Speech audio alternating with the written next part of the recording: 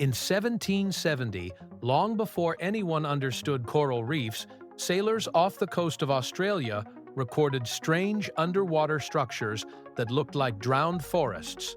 They feared them, yet couldn't stop staring. How could stone look alive? By 1842, Charles Darwin proposed a daring idea. These reefs weren't stone at all, but billions of tiny creatures building upward like architects.